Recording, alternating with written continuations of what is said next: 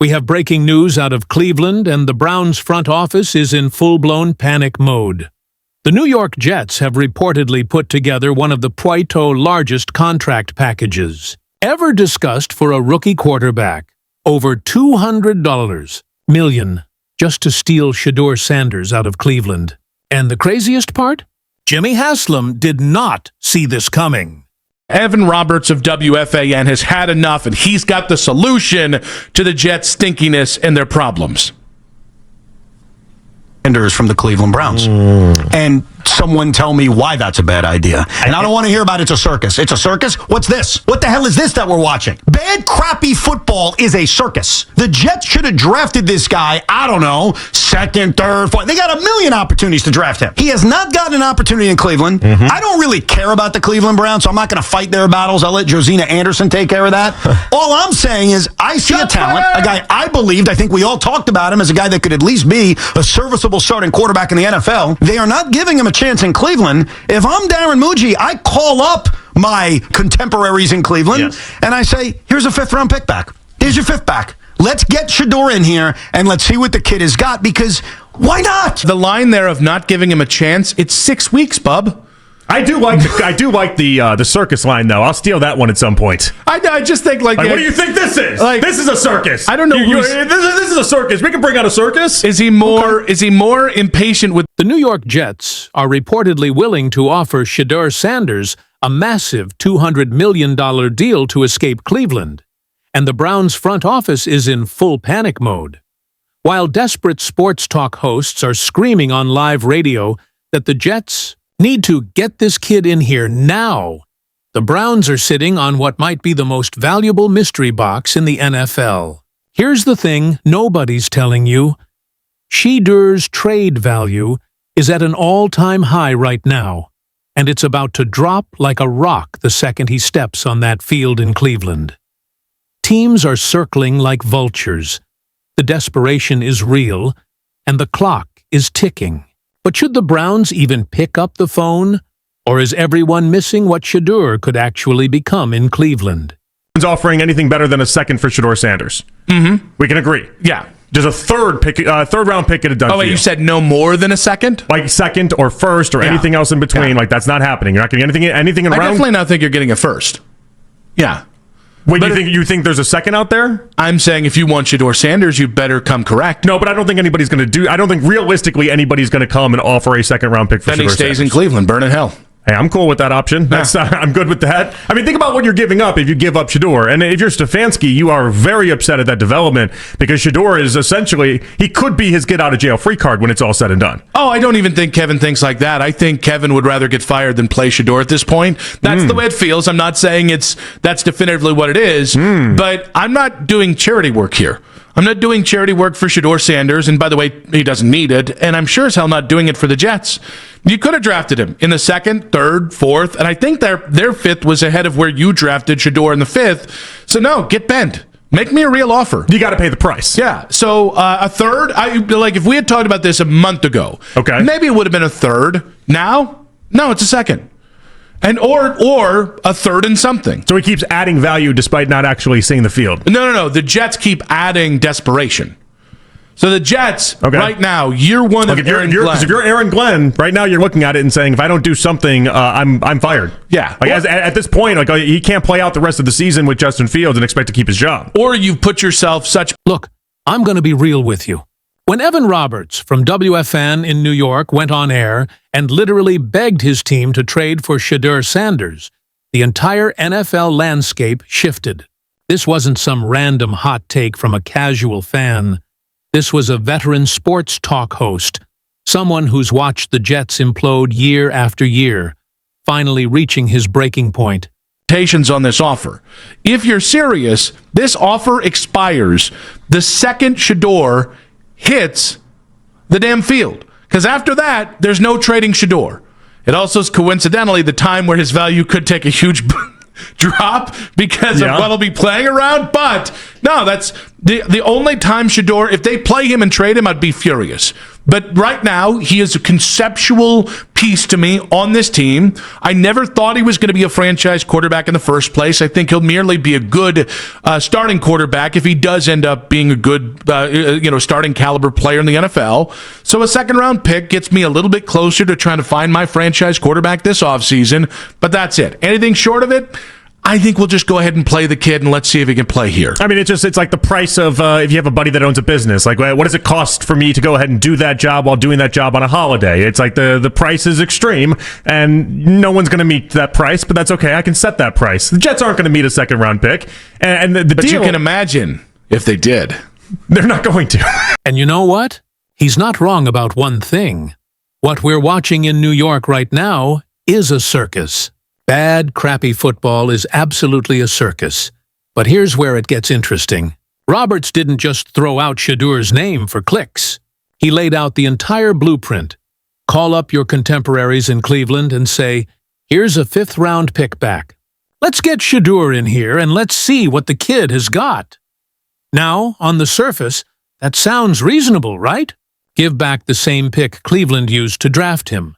Bring in a fresh face, and maybe, just maybe, save your season.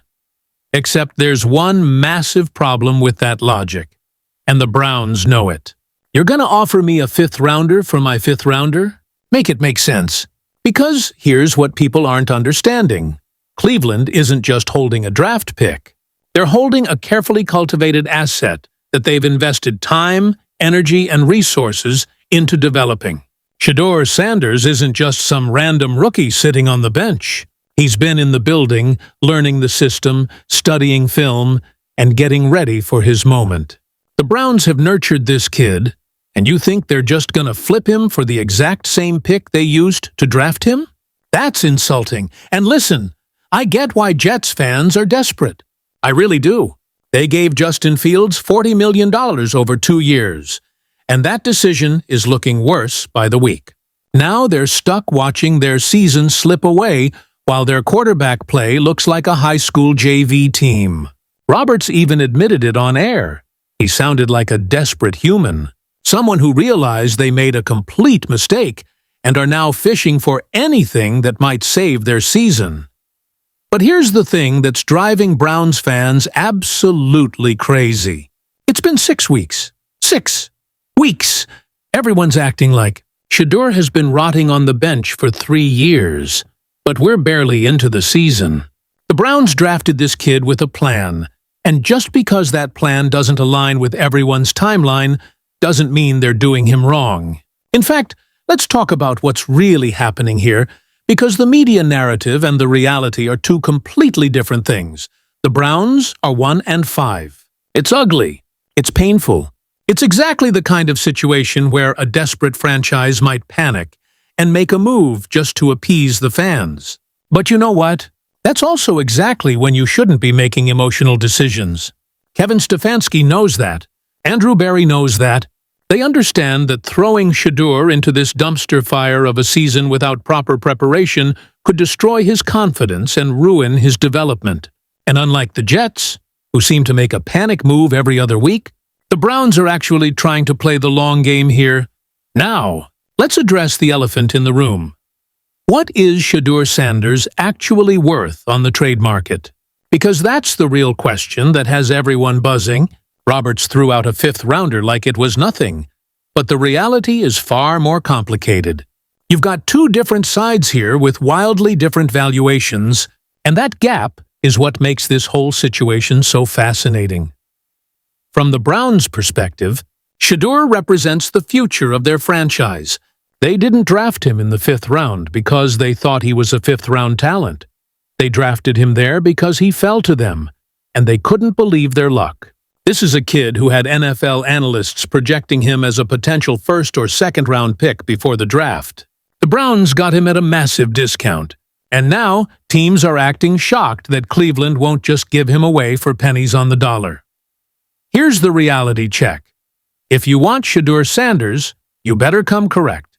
We're talking at minimum a 2nd-round pick, and probably something else thrown in on top of that. Why? Because the desperation factor is real. The Jets aren't just one of many teams interested. They're a franchise in complete freefall, and everyone knows it. When you're desperate, the price goes up. That's basic negotiation. And you know what the craziest part is? Shedeur's value keeps increasing, even though he hasn't taken a single meaningful snap. How does that work? Simple. The Jets keep adding desperation. Every week they lose. Every week Justin Fields looks overwhelmed. Every week their playoff hopes fade further into oblivion. That's adding value to Shedeur's trade market. If you're Aaron Glenn right now, the new head coach in New York, you're looking at this situation and realizing that if you don't do something drastic, you might be fired before you even finish your first season. Think about that for a second. The Jets are so dysfunctional that they might fire a first-year head coach because their quarterback situation is that bad. That's the level of desperation we're talking about. And that desperation is exactly why the Browns are in the driver's seat here. They don't need to trade Shedeur. They want to develop him. But if someone's willing to overpay because they're panicking, well, that changes the conversation. But let's flip the script for a minute and talk about what nobody wants to admit. There is a price that would make the Browns seriously consider moving on from Shedeur. And I know that's going to make some fans uncomfortable, but it's the truth. If a team came in and offered a legit second-round pick, not a late second, but a real, valuable second-rounder, the Browns would have to at least think about it. Why? Because that second-round pick could be used to address other massive holes on this roster, or potentially package it to move up in next year's draft and take a shot at a franchise quarterback. See, here's what a lot of people don't understand about the Browns' perspective on Shedeur. They like him. They think he can be a good starting quarterback in the NFL, but do they think he's Patrick Mahomes? Do they think he's a generational top 5 in the league type of talent? Probably not. And that's not a knock on Shedeur. Most quarterbacks aren't. But it does mean there's a ceiling on his perceived value within the organization, and therefore, there's a price point where it makes sense to cash out and pursue other options. Right now, Shedeur Sanders is like those mystery baseball packages you see at stadiums, the ones where you pay $30 and you might get a ball signed by a Hall of Famer, or you might get one signed by some guy who played 12 games in AAA. That's Shedeur's value in a nutshell right now. He's a mystery grab bag, and his value is tied directly to that mystery. Teams can project whatever they want onto him because he hasn't proven or disproven anything at the NFL level yet. And here's the kicker. That mystery is worth more right now than it will be in 3 months. The second Shedeur takes the field in Cleveland, surrounded by a struggling offensive line, limited weapons, and a defense that can't stop anybody, his value could crater. Not because he's bad, but because the circumstances around him are terrible. Suddenly, instead of being a promising prospect with unlimited potential, he becomes the guy who couldn't win in Cleveland. Fair or not, that's how the NFL works. So we've got this window. This brief, rapidly closing window where Shedeur's value is at its peak. Teams are calling, reporters are speculating, fans are debating, and the Browns are sitting there, holding all the cards, knowing that every day that passes, every Jets loss, every desperate take on sports radio, it all adds value to their asset. But should they actually pull the trigger? That's where this gets really interesting, because the answer isn't as simple as you might think. On one hand, you've got a franchise that desperately needs to start winning now. The fan base is restless, the media is critical, and ownership is losing patience. A second-round pick could be turned into immediate help. On the other hand, you've got a quarterback you specifically invested in, who you believe can be part of your future, and who represents hope in a season that has precious little of it. There's also the Stefanski factor that nobody's really talking about. Kevin Stefanski's job security isn't great right now. The Browns are losing, the offense looks stagnant, and questions about his decision-making are getting louder by the week. But here's the thing. Shedeur Sanders might actually be Stefanski's get-out-of-jail-free card. If, and this is a big if, Shedeur comes in at some point this season and looks even halfway decent, Stefanski can point to that and say, "See, I was developing the future. I was playing the long game." That's a narrative that could save his job. But some people think Stefanski would rather get fired than actually play Shedeur at this point. That's how stubborn the situation has become. It's like there's a weird pride thing happening where admitting Shedeur is ready would mean admitting the current plan isn't working. And for a coach fighting for his job, that's a tough pill to swallow. So here's where we are.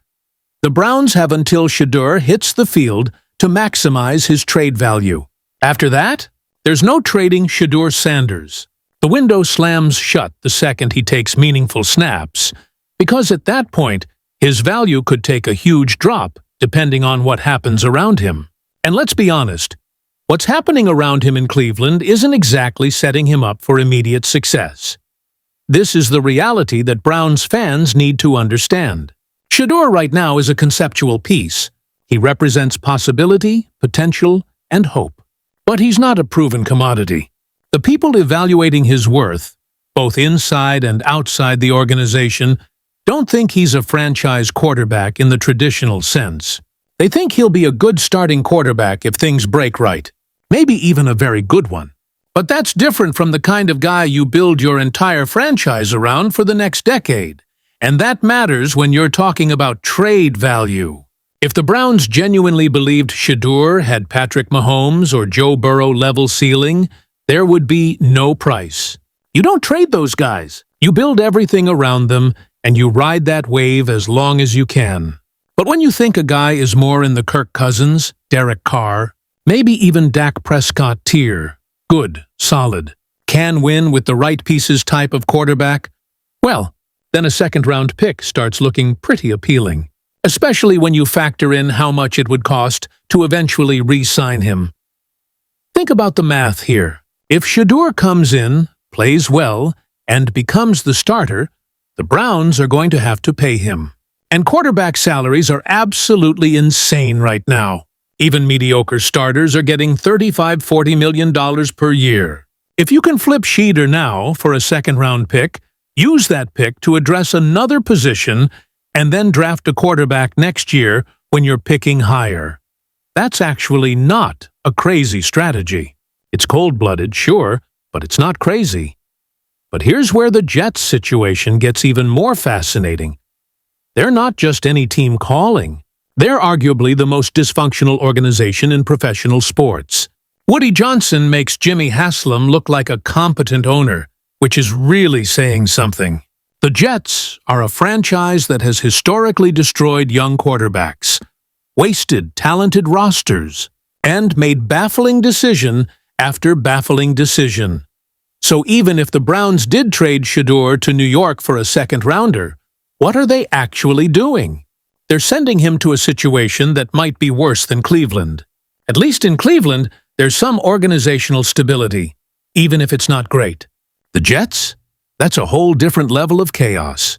Remember what happened to Aaron Rodgers? A guy who looked like he forgot how to play football the second he put on a Jets jersey. Now he's in Pittsburgh and suddenly looks competent again. That's not a coincidence. That's what the Jets do to people. And here's something Shedeur Sanders fans need to hear. Because I know you're out there, and I know you're frustrated. Be careful what you wish for. I get it. Watching Shedeur sit on the bench while the Browns lose week after week is painful. You want to see him play? You want to see him prove everyone wrong. You want to see him succeed. But the grass isn't always greener on the other side, especially when that other side is the New York Jets. Yes, the Browns are a poorly run organization. Yes, they've made countless mistakes. Yes, the current situation is frustrating. But Shedeur would still have better infrastructure, better coaching stability, and honestly better weapons in Cleveland than he would in New York right now. The Jets are a dumpster fire pretending to be a football team. Trading Shedeur there wouldn't be saving him. It would be throwing him into an equally bad or potentially worse situation. just with more media scrutiny and fan expectations. But let's talk about what makes Shedeur special, because this is where I think the Browns might actually be undervaluing him. One of the things I genuinely believe about Shedeur Sanders is that he's one of those rare players who can rise above terrible situations. Not every quarterback can do that. Most guys need perfect circumstances: great offensive line, elite weapons, strong defense, good coaching to succeed. But every once in a while, you get a guy who can turn bad situations into gold. I think Shedeur is one of those guys. I watched him at Colorado, playing behind a struggling offensive line, with limited NFL-caliber weapons around him, dealing with constant media circus around his dad, and he still produced at a high level. He didn't fold under the pressure. He didn't let the chaos break him. He found ways to win games he had no business winning. That's a special quality, and it's exactly the kind of quality that could translate to success even in a dysfunctional NFL situation. That's why I actually think the Browns should keep him. Not because Cleveland is some perfect destination, but because I believe Shedeur has the mental makeup and physical tools to overcome the obstacles here. And if he can do that, if he can come in and start winning games with this roster, in this situation, then suddenly you're not just talking about a good quarterback. You're talking about a potential franchise cornerstone who earned his stripes the hard way. But the clock is ticking. The Browns are losing. The pressure is mounting. The Jets are desperate. And somewhere in the middle of all this chaos sits Shedeur Sanders, waiting for his opportunity and hoping it comes in a situation where he can actually succeed. So, what's gonna happen? Honestly, I don't think the Jets pony up a second-round pick. I think they'll make some low-ball offer, the Browns will laugh it off, and Shedeur will stay in Cleveland. Eventually, probably not this season, but maybe next year, he'll get his shot. And when he does, we're all going to find out if the hype was real or if he's just another name in the long list of quarterbacks who couldn't hack it in the NFL. But here's what I do know. Right now, in this exact moment, Shedeur Sanders is more valuable than he's ever been, and more valuable than he might ever be again. His value is tied to mystery, potential, and desperation from other teams. The Browns are sitting on an asset that multiple franchises want, and they have the leverage to demand whatever price they want. Will they use that leverage? Should they use that leverage? Or should they trust the process, believe in their evaluation, and let Shedeur prove his worth on the field in Cleveland? That's the multi-million-dollar question that's about to define both Shedeur's career and potentially the Browns' future for the next 5 years. One thing's for sure, though. The next few weeks are going to be absolutely wild. Every Jets loss adds pressure. Every Browns loss creates more questions.